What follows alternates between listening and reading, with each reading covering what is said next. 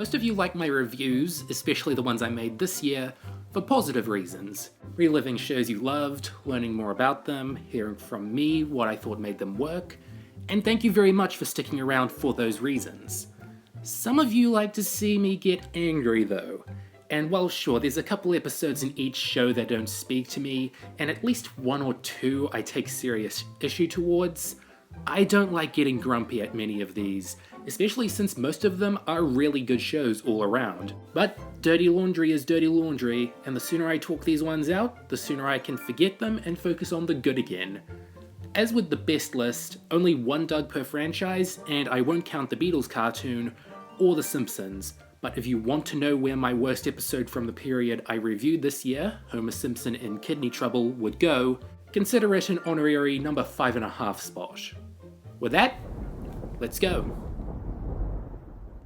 Number 12, The Monkey BIDNESS, The Proud Family. The Proud Family doesn't have any episodes I'd call horrible, but this is the one I have the most problems with. It begins with Oscar overworking his monkey and child employees, which really doesn't get me in the mood for a family sitcom. Then Mr. Chimps and Mariah Carey's monkey Francois are swapped, so Chimps gets a lucky break while Francois is now exploited by Oscar. To be fair, Oscar gets beat up a lot, the karma's all in check, and it's funnier than I remember it being when I watched it last year, but the core story all about monkey exploitation, not too fun when you give it much thought.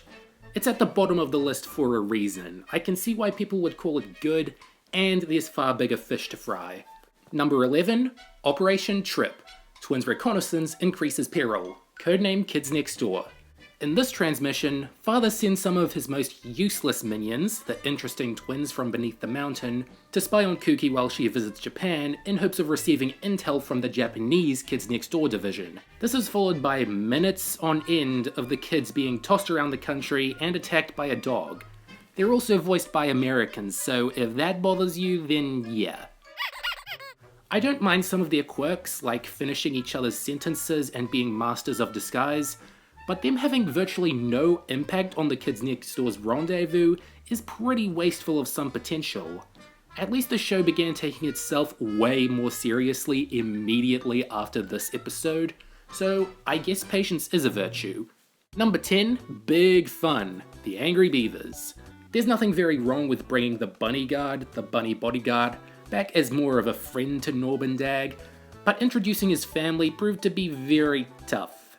They just aren't a pretty or pleasant bunch. The Brooklyn accents and mannerisms are so heavy I feel like I'm gonna collapse under a pile of bricks here, and the way they treat Norb isn't very hospitable. I wasn't totally satisfied with the end of the episode, being him getting wrestled by the mother. I like some things here and there, like Daggett constantly saying please and thank you, since that's the only polite thing he knows how to do, though that doesn't save how impolite the rest of it was on my senses. Number 9, the Futurama Holiday Spectacular. Pitting this one against all the other anthologies of uninterest, this one has the most missing from it.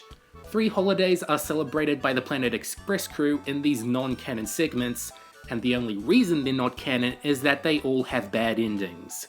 Apologies for removing some of the intrigue to them, but unless you're really interested in Invasion of the Pine Trees, Bender wrestling in oil to celebrate Robonica, and horrifically passable show tunes, then you're much better off with the Christmas specials.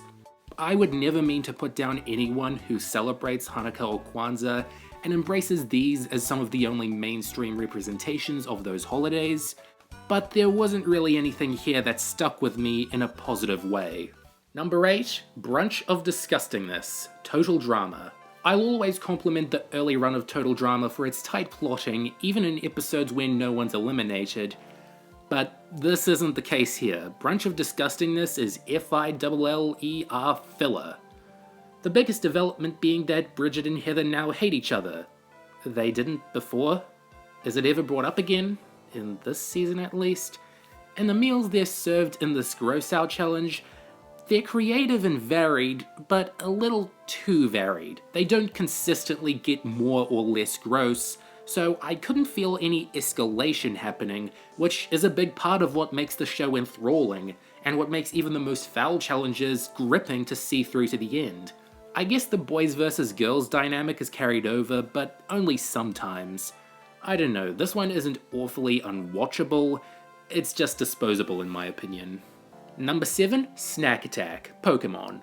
When you make 50 episodes a year, there are bound to be some slip-ups. This episode from the Orange Islands isn't filler at least, but it's hard to take in. Ash and the gang go to a set of islands that grow grapefruit, but a Snorlax is eating its way through them. It manages to eat through 2 whole islands somehow, which is well over the 900 pounds of grapefruit it's specified to be able to eat, and the twist of it being able to magically grow grapefruit trees back after eating them is such a cop-out. Snorlax does get captured by Ash and he becomes a valuable member of his team, but his introductory episode? Pretty lousily plotted if you ask me. It's no Kangaskhan Kid, but I could hardly take it seriously, since half the jokes are fine, but the others are... I'm sure they were funny in Japan. Number 6, Shush, Lilo and Stitch the series.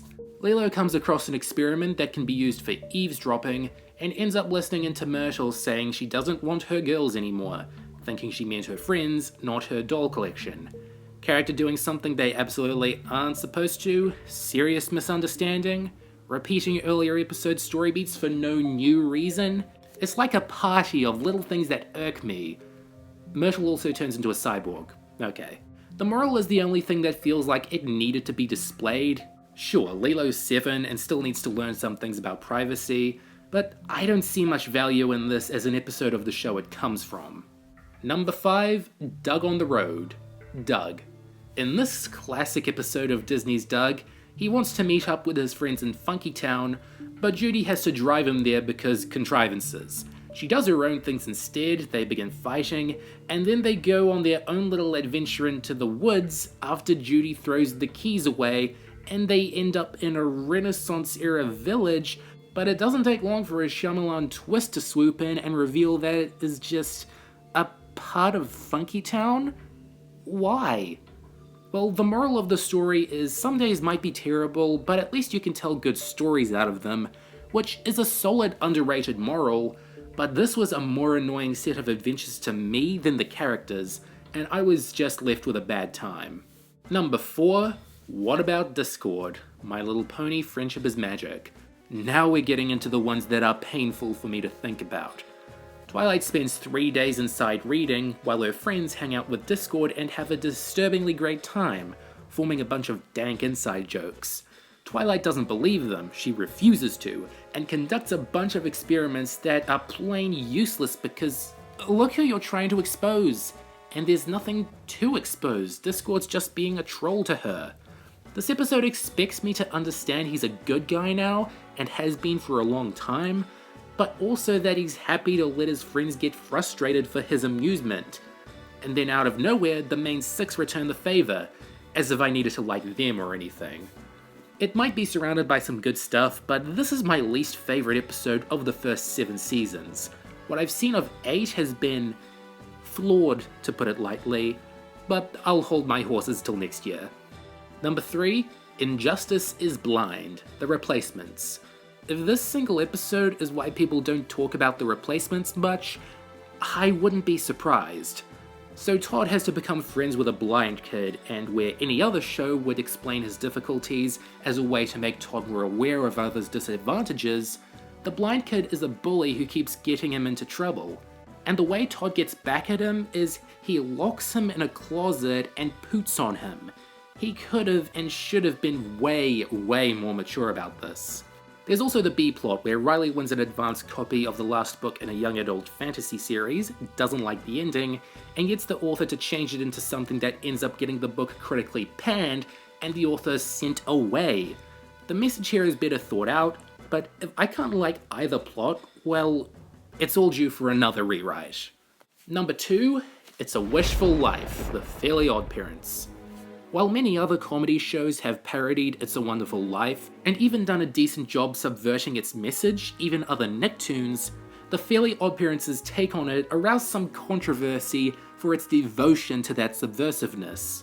Timmy feels like no one appreciates his work for them and wishes he never existed, and Jorgen shows him a world where everyone's better off without him, and they flip-flop between saying Timmy should just give up existing and saying it's some messed up test to improve his self-worth or something. With any other main character from any other show, this is already cynical enough, but this is Timmy Turner. They've made an active point to show how miserable his life was before he got his fairy godparents. So to see him lapse back into depression, questioning whether the world's better off without him, is really hard to watch taking into account his backstory. I don't think the writers had any malicious intent. Like, they weren't telling kids like Timmy they were worthless. They just pushed boundaries where they didn't need to be pushed. I'm just mad at Butch Hartman for being okay with the premise, at least in production, and Nickelodeon for not intervening. I don't know how it'll stack up against the worst of the later Fairly OddParents episodes, but it's still gonna sting for a long time to come. Number 1, Tea Party, Dexter's Lab. Talk about being more lifeless than life itself. Dexter and Dad go golfing. Again.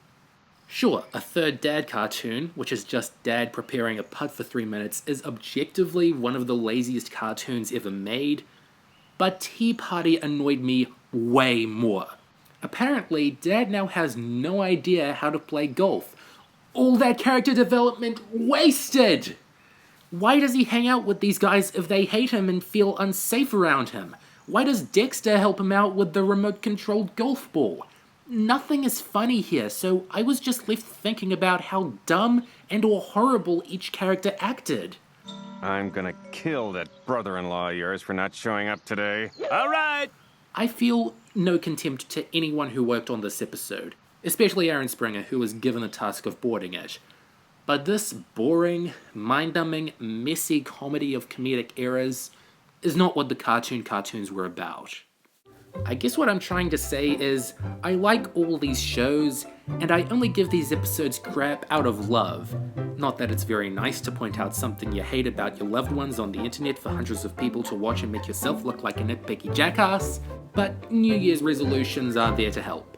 Join me in 2021 as I get back into the camping spirit, answer the call to danger, and wow, I really need to get finished with these ones.